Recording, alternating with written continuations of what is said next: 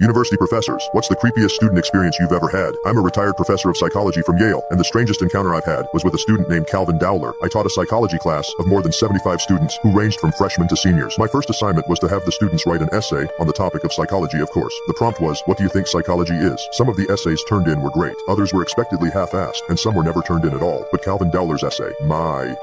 It was almost as if he'd written it before and knew what was expected of him. Needless to say, I gave him full credit, and he was the only one who got that perfect score. Mr. Dowler was an excellent student, superb. Although I informed the class that I don't take attendance, he always showed up on time and never missed a day. Never. He always walked in class with a wide grin on his face. In the beginning of the semester, he seemed to be able to make friends with the other students easily, but then time progressed, and with that comes change. Sometimes for the better, and sometimes for the worse. Mr. Dowler was an intelligent young man with an above-average IQ. I know this because he once told me he watches Rick and Morty. Isn't that something the kids say these days? All jokes aside, let me get back to my story. I began to notice odd behavior in my classroom, but not from Calvin. He remained his same, happy self. I noticed the other students gradually moved farther away from him. At a time, Calvin sat at the front of class, listening intently to every word I professed, along with several other students. This day, however, he sat in the same spot alone. The other students sat together somewhere else. Why are they neglecting him? I thought to myself. One night I sat in my kitchen grading papers. The assignment this time was to write about a childhood experience that the students believed helped shape who they were now, whether it be in a positive or negative way. Then I read Calvin Dowler's essay. I picked it up as I always did, with excitement and genuine anticipation. Like I said before, he was a great student who never failed to impress, but this must have been a mistake. As my eyes raced down the page, my heart began to beat rapidly. His essay was inundated with curse words and detailed gory descriptions of some event. One line read, I tried to catch the bitch, but she was too fast. She hit me in the back of my head pretty good. Gotta give her that. There was blood everywhere, but I just sat there,